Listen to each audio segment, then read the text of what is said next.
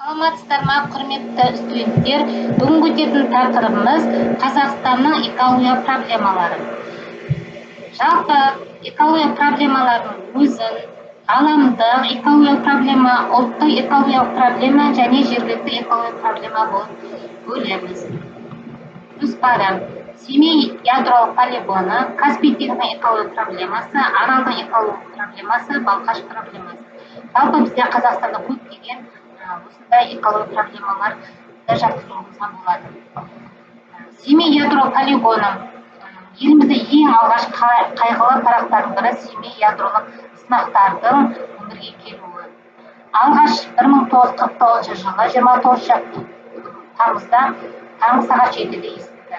Семей ядролық полигоны ауданында 450-ден астам жер асты, жер үсті ядролық сынақтар өткізілді.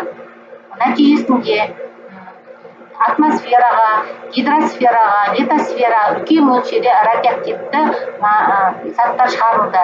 Тек Семей полигонында емес, сонымен жақын аймақтарға, Павлодарға, Қарағанды, Шығыс Қазақстанға, Жезқазған облыстарда және Ресей федеративті Алтай өлкесіне радиоактивті ластану ұшырады. Сонымен қатар нәтижесінде табиғи ортаға және адам денсаулығына үлкен зиян алып келді. Суретте көріп отқандай, топырақтың ластануы адамның денсаулығына көптеген ядролық апаттар кесірін тигізді. Екінші, Каспий теңізінің экологиялық жағдайы. Каспий теңізі алып жатқан географиялық орнына байланысты еліміздің көптеген мысалы Каспийде табиғи газ, мұнайдың өндіруге және сонымен қоса шөлдену проблемасы болып отыр. Көп жағдайда табиғи қорлардың игерілуінде бұл аудандағы табиғат компоненттерінің өзгеруіне байланысты мынандай проблемалар туындайды. Экология апатты аймақта көптеген ұзақ уақыт жұмыс істеуіне байланысты халықтың денсаулығы күрт нашарлауы, мұнай мен газдың өндіруіне байланысты тіршілік дүниесінің өзгеруі, балықтардың, бекіренің қырылуы, уылдырық шашатын көксерке балықтардың келіп кетуі, осы теңізге тән итбалықтың мезгіл қырылуы, сосын аңызақ жерлердің шаруашылыққа әсер ететін жер эрозиясы да әсер етеді.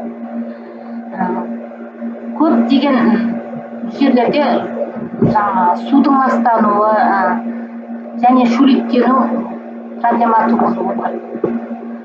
Суретте көріп отқанда міне мұнайдың және судың және балықтардың ластануы кетіп отыр.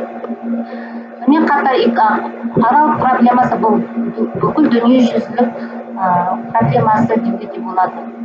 Арал проблемасы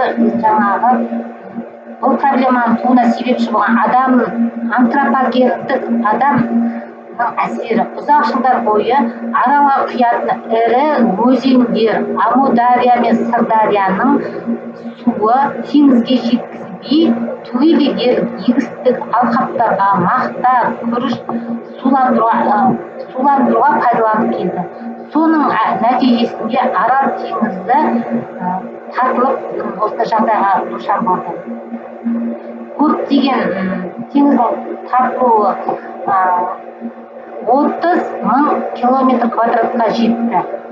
Және бұл жерде судың әсерінен атмосфераға 200 миллион тонна тұзды шаң тозаңның ұшуы да жатады.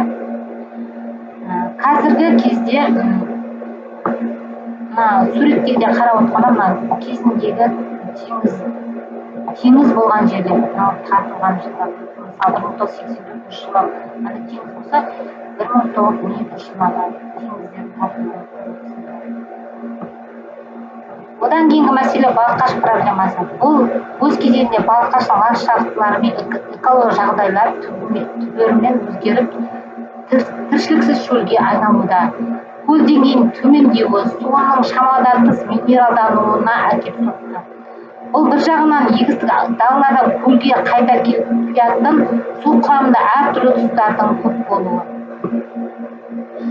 Сонымен қатар Балқаш 1970 жылы Іле бойында Қапшағай СЭС-ның салуы Балқаш көлінің су режимін бұзды. Жағалауында мыс қорыту зауытының да әсері көп тиді. Сонымен қатар үлкен қалалар мен өндіріс орталықтарда қоршаған ортаның ластануы, ауаға шығатын улы заттардың шаң, тозаң, металдар, күкірт тотығы, көмір қышқыл газы белгіленген мөлшерде 10 есе артық. Ең ауыр жағдай Тараз, Теміртау, Алматы, Шымкент, Балқаш, Риддер, Өскемен және де басқа да қалаларда қалыптасты. Осы қалаларда лас заттардың